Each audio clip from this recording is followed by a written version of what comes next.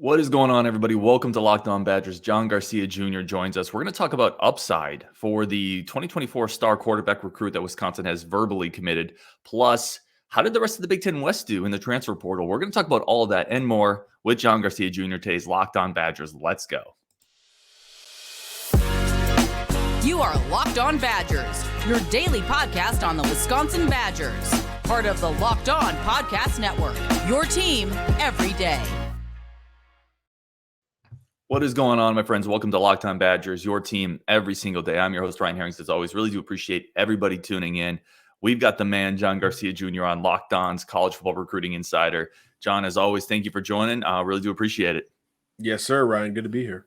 So we talked, one of the things I want to jump right into is when Mabrey Mettauer, whose pronunciation I think I'm starting to get, committed to the Badgers. We talked a lot about, I went back and listened to what we talked about, right? We talked about how big it is to get the quarterback early. We talked about, oh my goodness, Phil Longo and, the Luke Fickell, they're just crushing this. And we did talk about Mettauer's game, but I wanted to go back and talk more specifically about his upside because we covered a lot the first time we talked about him.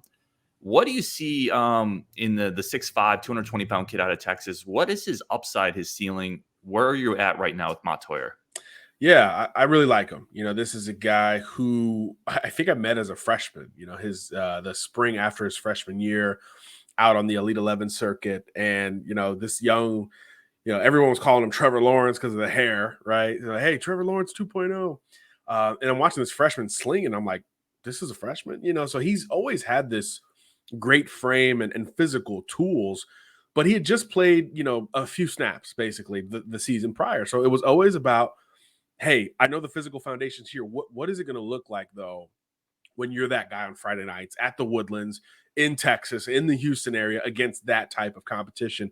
And his sophomore season was great. 66% completion percentage. The production was good, a bunch of rushing touchdowns. And then he upped it as a junior in more games, more efficient as a passer and a runner. So it's kind of all coming together for Mabrey because he's got such a physical foundation, such a cannon on his right arm that it's almost about everything else. Can you take something off of these fastballs? Can you be more efficient as a runner? What is the RPO decision-making game looking like? So there's just not a lot of recruits that from their freshman season, we're talking about all the non-physical. It's always about, he's getting bigger and stronger and faster and all these things. All of those boxes have long been checked for this Badger commitment. It's always been about everything else. And what I like about his upside is that he is becoming more efficient every single time he gets out there on the field, because I think when you get into these Phil Longo, these spread offensive systems, everybody's sort of productive, right? So the numbers could kind of blur you a little bit, but are you becoming more efficient in your decision-making and that production simultaneously? And that answer is a resounding yes from Mettauer. And I think that is a heck of a sign going into, and he's still got a year left, right? Going into his senior season of football. So the arm strength is still there. The running ability is absolutely there. The size is never going to go away. But in the margins, he's now taking those steps that everybody's been wanting him to take. And I think there's something to be said for that as well, because when you're called Trevor Lawrence 2.0, when people first see you, that's kind of a lot of pressure. And you're not quarterbacking in the middle of nowhere. No disrespect to Cole LaCrue. You're in Houston. This is against big time competition every single Friday night with a heck of a microscope on every pass you make. So to kind of have lived up to it in this 2-year sample, I think says a lot about the kid in between the ears. So we get into the evaluation and it's a lot about those things. And that's where I like his upside, because if he's already started to check those unanswered boxes, I do think that it's a great sign going forward, especially when you talk about assimilating into a system like Longo's that's going to put so much on that QB1 at a high level. So I think he's kind of right where you want him to be at this stage. I certainly still think there's room to improve mechanically. I think, he's got this cannon. Take something off of it, go off speed a little bit. Can you be more efficient on the run as a passer, as opposed to maybe, utilizing that great frame and speed to pick up yardage in chunks, maybe take less hits, all the things that you want to see at a high level. I think that's the next step for Mettauer to take, and I kind of think he will. Yeah, it's interesting you mentioned take less hits. You can see some punishment on film that you Yeah. definitely don't want your quarterback taking. That leads into a decision-making process. There's quarterbacks all the way through the NFL that never figure that out, running quarterbacks whose Yeah, career 26 rushing touchdowns. So yeah, he's not waltzing in for a lot of those. Yeah. no, he lowers the shoulder more, which is, listen, it's a dual-edged sword, right? You like seeing physicality, toughness, leadership, the get the yard at all cost mentality. I think that permeates to the rest of the team from a quarterback, but you also need your shoulder to throw the ball, right? Yes, that thing. Yes, you do need that to get the ball down the field again, especially in that type of offense that's going to demand so much. Even a simple, just think of a simple RPO where you're going to throw the football over the middle. Think of all the action that your shoulder's going through, right? You're carrying out a fake to a running back while a defensive end is crashing in on you, and simultaneously you're reading the second and third level of the defense to see if your primary receiver can get open in the hole. And if he does, you're probably pulling the ball out and throwing it from a lower arm angle than convention would suggest. And that's all on your shoulder, all of it, the action, the pull, and the throw. And that's just, a 7-yard gain on first down that nobody cares about. So, over time, you need to protect that as much as possible, even if you are this big physical specimen, because like you said, it is a double-edged sword. You could fall off a cliff essentially if you utilize that. I mean, look at Cam Newton in the NFL. I think Josh Allen's starting to see a little bit of that where they're like, hey, let's slow down a little bit and throw the ball to these great receivers. There's kind of a line for every one of those guys. And I think that's important for him to keep in mind, even though he's able to do so in dominant fashion in high school. It adds up and kind of catches up to everybody. Yeah, and RG3 is another poster child for some of that. Oh, yeah. Goodness. And then there's a ton of college quarterbacks that you can go back to and look at. I want to talk here. One of the reasons I wanted to have this conversation with you, specifically about kind of the upside, the ceiling here, is everything we've talked about, the frame, the athletic ability, the big arm, doing it in a place with a lot of visibility. 247 as a high 3-star quarterback. The composite's right around 4-star when you average in 0-3 rivals. Very, very good prospect. None of this is meant to say, that he needs to be much higher. But when it feels like there's a disconnect somewhere for a fan looking at, or even someone watching the film, you see the highlight clips, you see the speed, the size, the league he's doing it in, the arm strength. It feels like the ranking should be higher for a kid like that out of Texas. And where are we missing?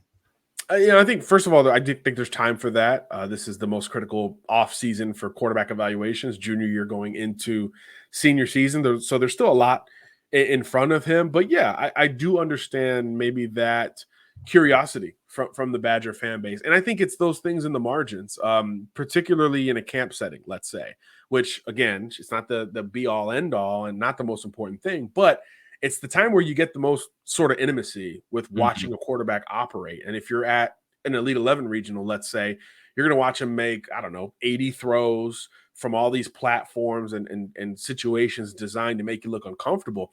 And when you're known for arm strength, that can get away from you as events like that wear on. So the ball is not as tight. The mechanics start to wane a little bit. So as much high-end positivity as you get, there's maybe a lack of consistency that comes behind it because you're so big and so physical and so strong, honestly, with that right arm. So I do think it's a little bit of a lack of consistency in those settings, just as much as it is wanting to see a little bit more off speed and a little bit more kind of the complete route tree as opposed to chucking it down the field or running that you want to see from an evaluation standpoint. It's nitpicky, but that's the business, especially at that position, right? In this day and age, it's not like the best quarterbacks aren't the ones that throw it 80 yards. They're the ones who can throw it 12 and on time. That's really the next step and the next ask for Mabrey. And I think, again, he's got everything in front of him to be able to start to check those nitpicky boxes, but he's still got to go out there and do it. I do think he's got the mentality to take that type of evaluation or criticism and work with it in stride without kind of being bitter and focused on the wrong things. And that's important as well. And I'm sure you don't get many fan bases that ask, why isn't my quarterback rated higher? Or why isn't my receiver rated higher? Only all of them. Yeah. Except for the number one. Yeah. Whoever's number one, they're good with it. Everyone else, not Right. so much. Yeah. No, we're still very excited for it. It's always interesting to see where the rankings are for players and where it checks up, right? So that's great feedback as always from John. Coming up next, a conversation I've been wanting it for a while. We just haven't been able to fit it in. We're going to talk rest of the Big Ten West and how they've done in the transfer portal, how it kind of stacks up to Wisconsin, and get a bit of a feel for the season that's coming up pretty quickly, starting to ramp up spring practices here. So we're going to talk about that next with John Garcia Jr. But first, a quick break for our friends of the show over at FanDuel. FanDuel is America's #1 sports book. It's our sports book, the official sports book of the NBA. Basketball, we're past the All-Star break, and it's the best time to do this. If you download the FanDuel app right now, you can qualify for your new customer for the no-sweat first bet up to $1,000 back. That's bonus bets back if you don't win. It's incredible, safe, secure, super easy to use on the app. And you can bet on everything from the money line, point scores, three-pointers drained, rebounds, assists. You can do same game parlays, combine it all. Y'all know I talk about it all the time with FanDuel. I'm a Suns fan. Kevin Durant made his debut yesterday. The Slim Reaper looked silky smooth as always, pinging off Devin Booker. That's an NBA Finals team this year. I can feel it. That's where my FanDuel money is. It's not too late to jump on that bandwagon. Even if you're not a Suns fan, we're all a fan of making a little extra cash. Jump on the bandwagon, do it with me. Durant looks great. Plus, again, same game parlays, easiest way, and get your payout immediately. FanDuel, don't miss the chance to get your no sweat first bet up to $1,000 in bonus bets when you go to FanDuel.com/lockedon. That's FanDuel.com/lockedon to learn more. Make every moment more with FanDuel, the official sportsbook partner of the NBA. When you're done here, go check out Locked On College Basketball with Isaac Shade. Great show. All the latest college basketball news you need in one spot, like only Locked On Network can do it. Wherever you get YouTube or podcasts, Locked On College Basketball. All right, let's bring Mr. John Garcia Jr. back in. And John, as you can see, I have my business shirt on today. This is serious. Talking about the rest. I didn't get the memo. My bad. No, it's all good, man. I want to talk about the rest of the Big Ten West. We've talked obviously a lot about Wisconsin, what they've done in the portal, and we tend to get hyper focused on that. Where, in your opinion, from a national standpoint, who else in the Big Ten West really killed it this cycle? Yeah, obviously Nebraska. I think it's kind of, if you're looking at, I think maybe in the entire Big Ten, not just the West, if you're looking at the best kind of combination of quality and quantity from a portal perspective, it's Wisconsin and Nebraska kind of back and forth. I think Wisconsin did a better job from a balance perspective in terms of hitting all the boxes, and obviously quarterback. I mean, just crazy good, portal production coming in. But I think Nebraska defensively did a really nice job. All those Georgia transfers coming in. I think MJ Sherman's got a chance to be this kind of hybrid, do it all pass rushing linebacker. I like Elijah Judy from Texas A&M as well. And then kind of the sleeper to me is Chief Borders coming in from Florida. I think he's a volume tackler, big physical second level guy. So I really like kind of the overhaul Nebraska got into from a defensive perspective. Offensively, I think Wisconsin kind of blew them out of the water from a portal perspective, and there's more balance with the Badger class.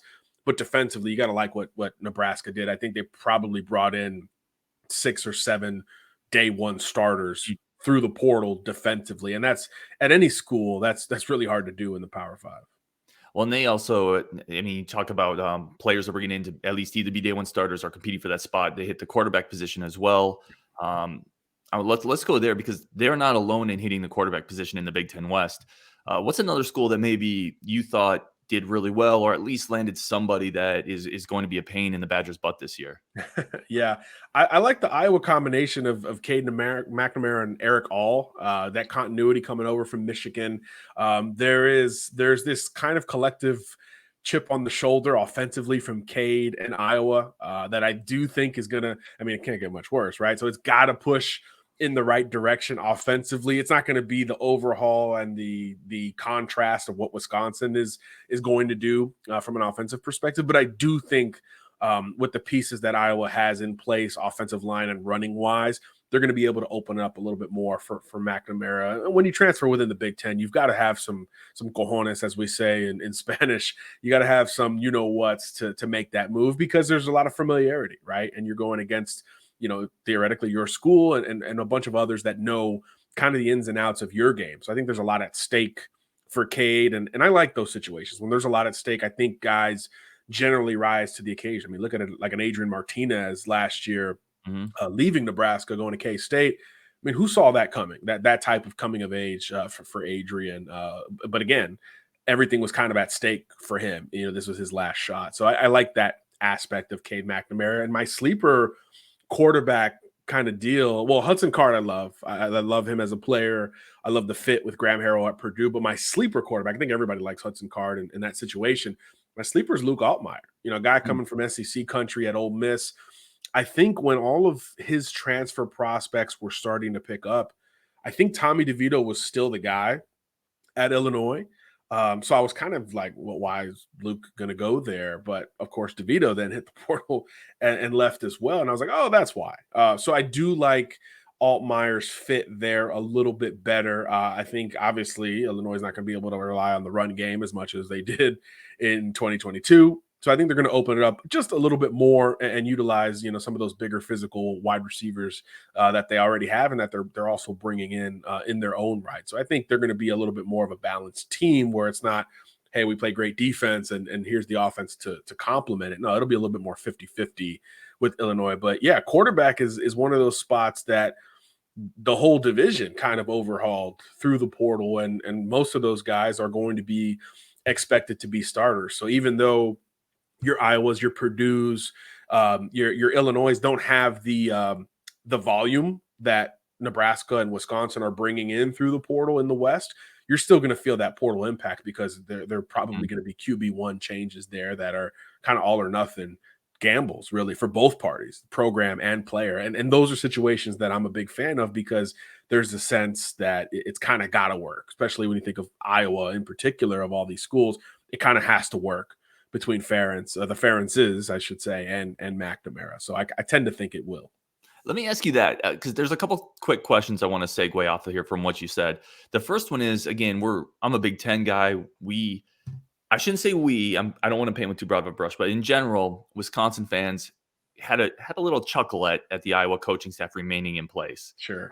From a national standpoint, I'm sure you talk about this more with the Locked On Iowa show, but just from a national standpoint, how is that surprising to you that stayed in place, that there wasn't a major change? I know there's family dynamics obviously in play there, but still. Yeah, I still was surprised. I will say though, everything happening so quickly with McNamara was kind of the tell that, hey, this thing was going to stay in place and everybody was going to kind of bet on him in particular. So the timing of it was a bit of a hint and a strong indicator. But overall, of course, I mean, you were talking about betting earlier. I mean, there were some very funny Iowa bets. I saw a story about it during the season. There were bets. Think about college football in 2022 at the time. Pass first game, even in the Big Ten, right? For the most part, there were bets for the QB to throw for like 140 yards. I mean, it was unbelievable. It's just not something that you would ever even consider even years prior, much less in this day and age. So it was such low-hanging fruit that it was either going to be a disaster and this break up the family dynamic and blow it all up kind of move, or you stay put and change personnel and blame it on the young guys. And that's kind of the way that old Kirk had it go down at Iowa. And look, he's been around longer than you or I in this game, and he's been able to kind of reinvent himself when his back is against the wall. But I do think patience is running thin. So that's kind of why I like Cade's dynamic. It's not only all or nothing for him as a quarterback. It feels like that Iowa program is kind of on hinge, right? Because when we first started coming on, Ryan, on Locked On Badgers, it was like, who's the comparable program to Wisconsin? Well, it was kind of Iowa. But look at the overhaul we've talked about for the last 6 months or so at Wisconsin. It feels like something like that will have to be the theoretical next step for Iowa if this iteration doesn't work out, because nobody's getting any younger. And even those loyal fans and all the great traditions there, even their patience will run thin with a legend. Let's be honest, with a legend, sitting in the building. We've seen it happen across college football. Mac Brown at Texas, Bobby Bowden at Florida State, Joe Paterno, even before the off-field scandal stuff, there was people wanting to see that turnover. People get really impatient in this great sport. So I think it's now or never for Iowa in a lot of ways. So I've got special attention on McNamara's journey in particular.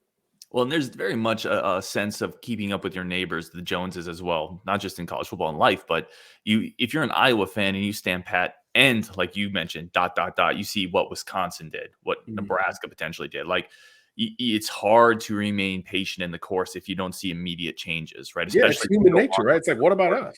right. What about us? When can we make those kind of fun, splashy? When can we win an off season? When's the last time Iowa won an off season, right? It doesn't always translate to wins, but it's kind of nice though, right? It's kind of Mhm. nice to win the off season like what Wisconsin has.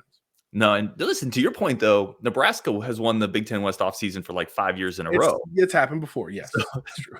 So there is, listen, and I've said this all the time on the Badger Show too, and then we're going to take a quick break and talk one more quick segment with John Garcia. But Luke Fickell has won the offseason. He's won the honeymoon season.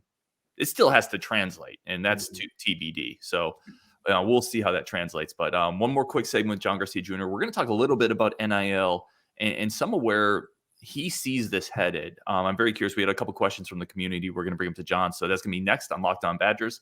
But first, a very quick word for our friends of the show over at Built Bar. Built Bar remains the just number one health source that I use to stay on track, to eat a little better, to get a little healthier, to get healthy protein, 100% real chocolate. And if you know me in my life, you know I cannot cook, like period, like nothing. 3 years ago, I learned how to make pancakes. I'm 40 years old. So Built Bar is something that I turn to. It's something I go to help me eat healthy, my family eat healthy, my kids eat healthy. Incredible flavors: churro, coconut almond, peanut butter brownie. They're all over the map in terms of the flavor spectrum that you could want. Anything that you're into from a flavor standpoint, they've got it. And it's all 100% real chocolate, pure protein, 17 plus grams, not a lot of sugar. It's not a candy bar, but it tastes like one. That's what makes it so good. You can eat healthy and still taste like you're living life and not on some type of crazy, weird diet. And you don't have to go order online anymore. Go to Walmart, get the 4-box variety pack in the pharmacy aisle, a 13-bar box in Sam's Club. They've gone mainstream. You're going to thank me later. Incredible flavors. Built Bar. Go do it for your health. Do it for your taste buds. Let's get John Garcia Jr. back on the show real quick. John, as always, I want to give people the opportunity to, where can they follow you on social media? Definitely somebody that we benefit from your insight. Yeah, real simple. John Garcia _JR across all social media, mainly on Twitter. I'm a little old, so I'm still figuring out Instagram and some of the others. But yeah, come talk ball at every level with us whenever you want. I love it.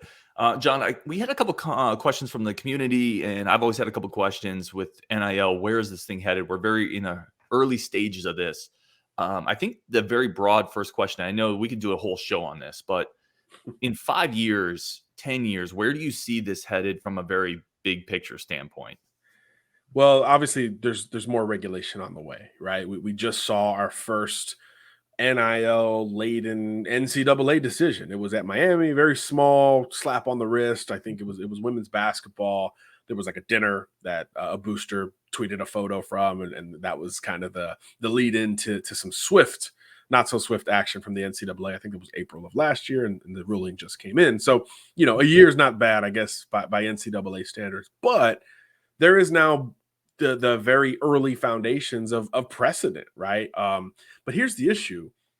The precedent is there, but now the rules are starting to change, right? Like in the state of Florida, to go back to Miami, the governor just signed a bill that says schools can participate in NIL deals. Schools can communicate with third parties and players about these NIL deals. It's supposed to be after they enroll, but that's a slippery slope. So I think the next logical step is some kind of widespread regulation. What does that look like?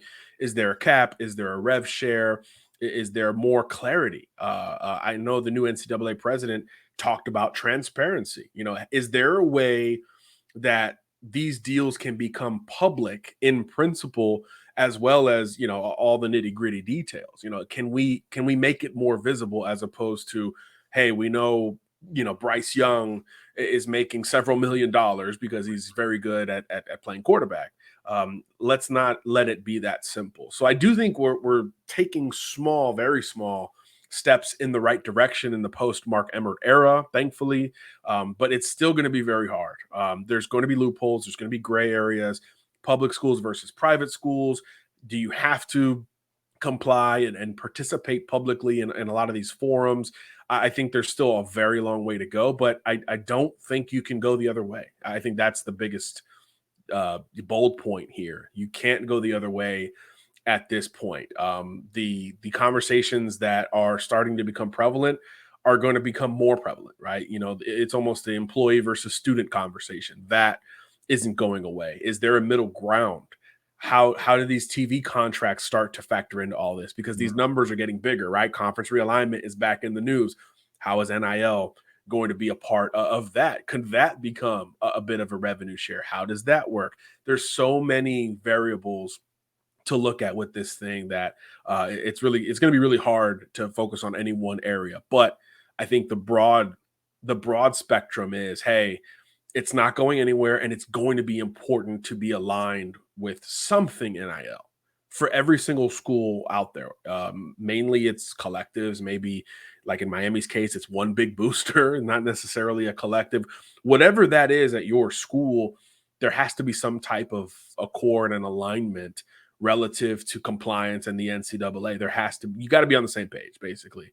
It can't be a Jaden Rashada, Florida NIL situation. That has to be the exception. That has to be, hey, this just didn't work. It's too early. The terms weren't clear. There was no transparency. All of these other things have to be in play for that. That can't repeat itself here going forward, because then people are going to be up in arms and try to push back against it. And I don't see a path to victory from that side of the equation. So it's pretty broad. I know I've said a lot here, but yeah, it's just not going the other way. Transparency and alignment are really the key factors going forward. No, it's great stuff. And like I said, we could do an entire show on this. And in fact, that may come this offseason, because I have so many more questions and tangents I want to go down. But I want to go down just one more as time allows on this one. We talked about transparency and alignment. My first thought on that as an athlete is, why should anybody know what I'm making? Like, why should there be a transparency necessarily? And then from alignment standpoint, again, you're going to get into a haves versus have-nots thing. Like, why does Alabama want to align with maybe what Illinois is able to do? And are we going to get back to, I guess the meat of my question as I ramble here is, are we just going to get back to the same type of situation we were in before, where the big schools are going to do what the big schools want to do?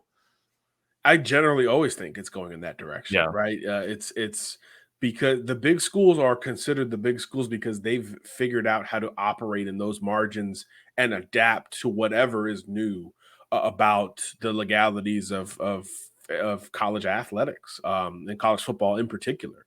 So that's always going to be a part of the conversation. And I totally understand the opposite end of that. Hey, why do I want this all being public? Maybe I'm a bigger target, not only in my community, but my own team. Hey, we're going out to dinner after the game.